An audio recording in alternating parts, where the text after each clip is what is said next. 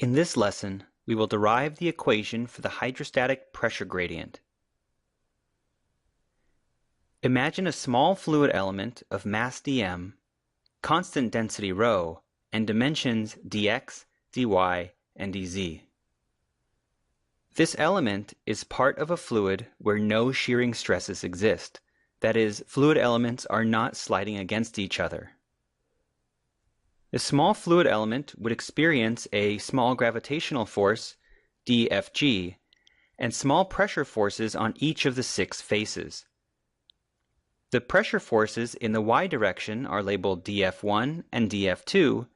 The pressure forces in the z direction are labeled dF3 and dF4, and the pressure forces in the x direction are labeled dF5 and dF6.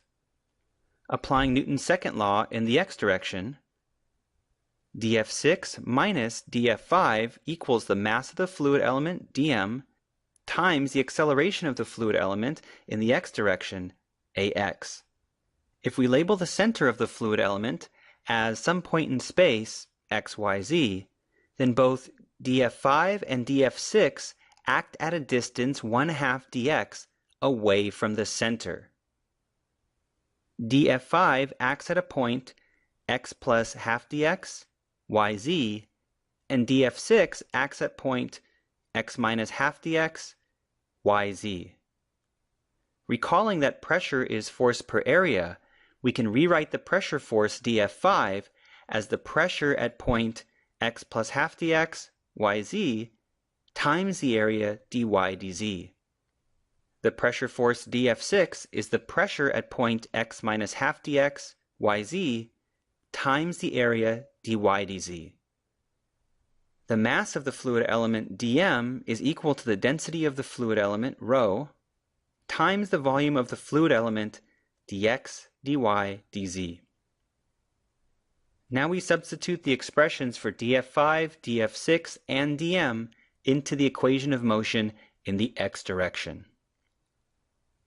Applying Newton's second law in the y direction, we see that dF2 minus dF1 equals the mass dm times the acceleration in the y direction, ay. Both dF1 and dF2 act at a distance 1/2 dy away from the center.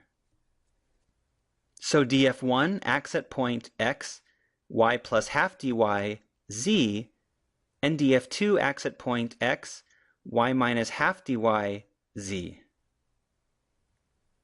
We can rewrite the pressure force, dF1, as the pressure at point x, y plus half dy, z, times the area dx, dz. And the pressure force dF2 is the pressure at point x, y minus half dy, z, times the area dx, dz. And now we substitute the expressions for dF1, dF2, and dm into the equation of motion in the y direction. Applying Newton's second law in the z direction, dF4 minus dF3 minus dFg equals the mass dm times the acceleration in the z direction, az. Both dF3 and dF4 act at a distance 1/2 dz away from the center. dF3 acts at a point x, y, z plus half dz, and dF4 acts at a point x, y, z minus half dz. We can rewrite the pressure force dF3 as the pressure at point x, y, z plus half dz times the area dx, dy. The pressure force dF4 is the pressure at point x, y, z minus half dz times the area dx, dy. The gravitational force is dm times the gravitational acceleration, g. And now we substitute in the expressions for dF3, dF4, dFg, and dm into the equation of motion in the z direction. There are 3 equations of motion that contain 6 pressures at locations that are very close to a central point x, y, z.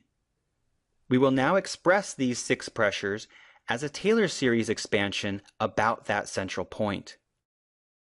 Recall that the Taylor series expansion of some arbitrary function f about a point is an infinite series of terms that are calculated from the values of the function's derivatives at that point. For example, a function f evaluated at point x plus dx, yz, is equal to the value of f evaluated at point x, yz, plus partial f partial x evaluated at point x, yz times dx, plus the second partial derivative of f with respect to x times dx squared over 2, plus other terms that contain higher order derivatives and dx to higher powers. If dx is very small, as is the case with our fluid element, we can neglect terms that have dx squared and higher because they are relatively very small, and we are left with just the first two terms of the Taylor series expansion. Note that if the positive sign in front of dx on the left side of the equation were changed to a negative sign, the positive sign circled in red on the right side of the equation would change to negative signs as well. For the equation of motion in the x direction, the pressure at x minus half dx is approximately the pressure at xyz minus partial p partial x at point xyz times dx divided by 2. The pressure at x plus half dx is approximately the pressure at xyz plus partial p partial x at point xyz times dx divided by 2. Plugging in these expressions into the equation of motion, we see that the pressure at xyz drops out. We can also eliminate dx, dy, dz from both sides of the equation, and we are left with negative partial p partial x evaluated at xyz equals rho times ax.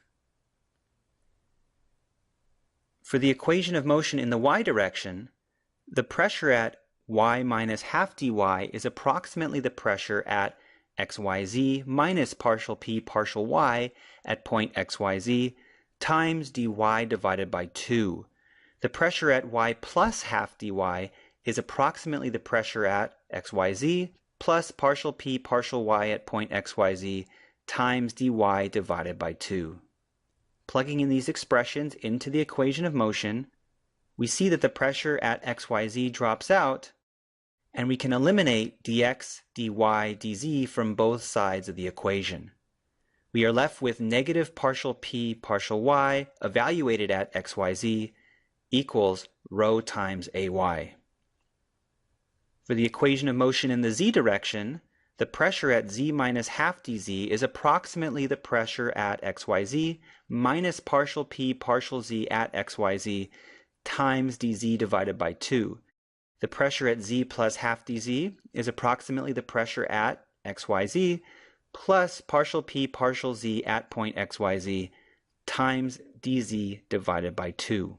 Plugging in these expressions into the equation of motion, we see that the pressure at xyz drops out, and we can eliminate dx, dy, dz from both sides of the equation. We are left with negative partial p partial z evaluated at xyz minus rho times g equals rho times az. So starting from the three equations of motion, we have obtained three equations that all contain partial derivatives of pressure evaluated at point xyz. For simplicity, the pressure evaluated at xyz will now be denoted by the letter p. We can rewrite these three scalar equations as one vector equation.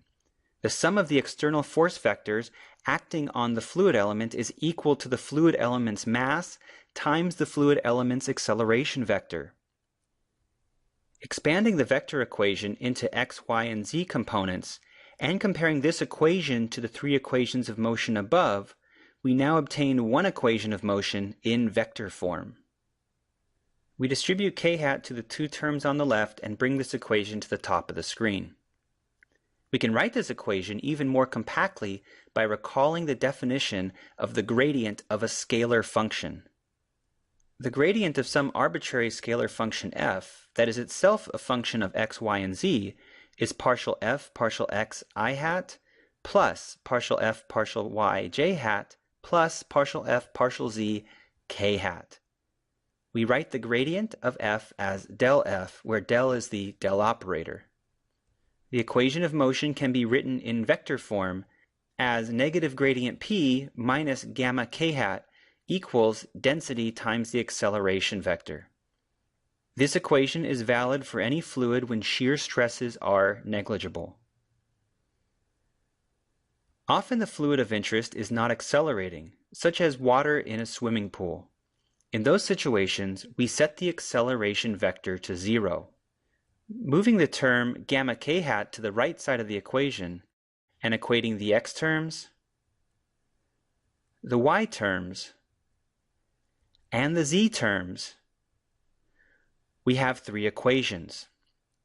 Partial p partial x equals 0 and partial p partial y equals 0 mean that the pressure does not vary in the horizontal direction. Partial p partial z equals negative gamma means the pressure increases as you descend through a fluid, so pressure only varies in the vertical direction. Since pressure is only a function of z, we can rewrite the partial derivatives as full derivatives. dp dz equals negative gamma is called the hydrostatic pressure gradient.